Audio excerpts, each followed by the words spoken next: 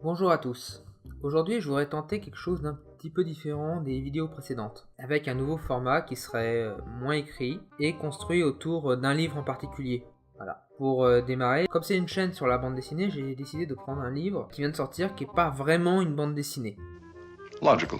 J'ai décidé de prendre un livre qui serait en rapport avec la saison, Halloween, tout ça, avec la sortie chez Eugene et Moonin de la famille Adams, de Charles Adams. Of course!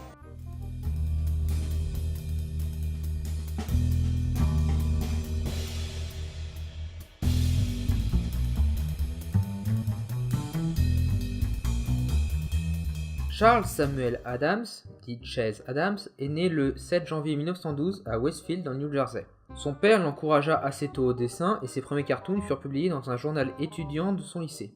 Il rejoindra la Colgate University en 1929, puis l'Université de Pennsylvanie en 1930.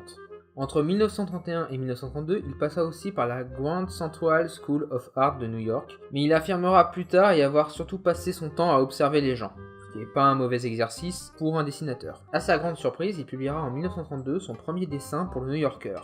Il travaillera ensuite comme graphiste pour les publications du groupe McFadden, en particulier le magazine True Crime, pour lequel il effaçait le sang des photos de scènes de crime. À partir de 1940, et grâce à ce dessin, il deviendra un des freelances réguliers du New Yorker. De 1943 à 1946, il servira dans le Signal Corps Photographic Center à New York, où son talent de dessinateur sera mis à contribution pour réaliser des films d'animation servant dans la formation des soldats, comme ce que vous voyez là.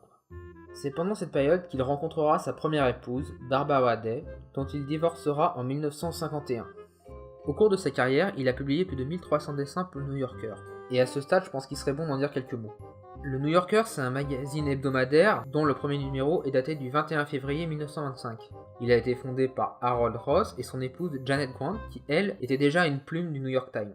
L'objectif c'était de créer pour New York un magazine qui soit sophistiqué, un peu élitiste. D'ailleurs cet élitisme ça va participer à son succès, puisque le magazine va se faire connaître largement au-delà de New York, en grande partie grâce à la qualité de ses collaborateurs. Que ce soit pour les reportages ou pour les fictions, ou encore pour les dessinateurs qui ne sont pas ici traités comme des parents pauvres des écrivains. Il faut savoir que la rédaction du New Yorker reçoit 1000 dessins par semaine, et qu'il n'y en a que 17 qui sont publiés.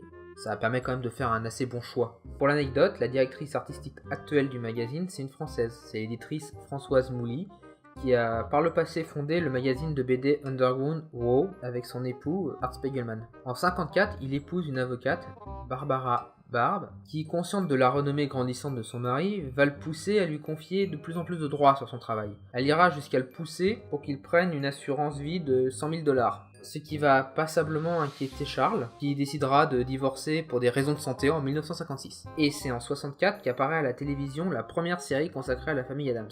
Et cette série, elle va figer énormément d'aspects de l'univers de la petite famille dans l'esprit du public. En effet, les dessins, ils ont été faits les uns après les autres par petites touches, sans volonté réelle de créer une famille bien structurée, bien unifiée. On avait un personnage anonyme qui apparaissait au détour d'un dessin, puis revenait sous une forme légèrement différente quelques temps plus tard. Et les figures récurrentes vont finir par se croiser dans l'univers du dessinateur. D'ailleurs, pas toujours dans le même magazine, tout n'a pas été publié dans le New Yorker, mais la série avait, elle, besoin d'un canon bien précis. Et Chase va s'investir dans le show et fixer ce canon avec les producteurs. Pour vous dire, la famille n'avait même pas de nom en réalité dans les dessins. On l'a appelé la famille Adams pour le show, parce qu'il fallait un titre, et à la base c'était plus parce que le titre du projet c'était la famille de Adams. Et pour en revenir à Charles lui-même, les dessins, tout comme la série, traduisent son penchant pour le macabre. Penchant qu'il avait depuis son enfance, quand il s'amusait à faire des blagues à sa grand-mère ou à l'âge mûr. Par exemple, en 80, il va célébrer son 3e mariage dans un cimetière pour animaux et sa femme, Marilyn, va porter une robe noire. Malgré tout, les personnes qui l'ont fréquenté parlent de quelqu'un de très gentil et de chaleureux. Et c'est peut-être là tout le savoir-faire de Adams. À travers ses dessins au lavis, il va poser une ambiance, certes un peu noire, mais cette ambiance lui permet de faire un pas de côté par rapport à la normalité. Et avec un humour un peu grinçant, il va souligner les anormalités de nos comportements à nous, gens normaux. Si l'oncle Fester devrait probablement être en cage, la petite famille, elle en reste pas moins un groupe attaché les uns aux autres, par exemple.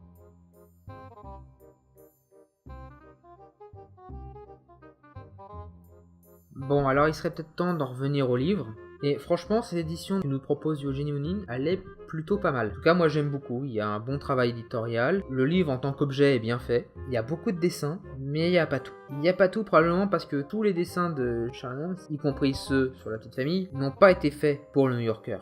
Et ensuite, il y a certains dessins dont l'association à la famille Adams serait discutable.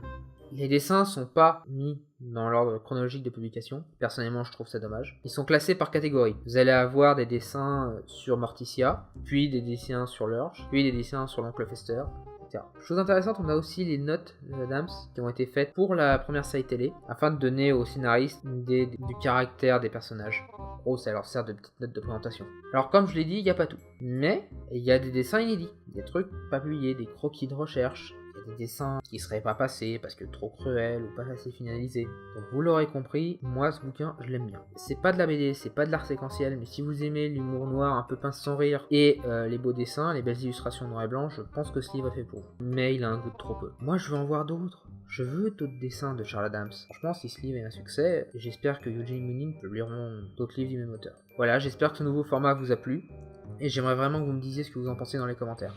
Allez, je vous dis à la prochaine.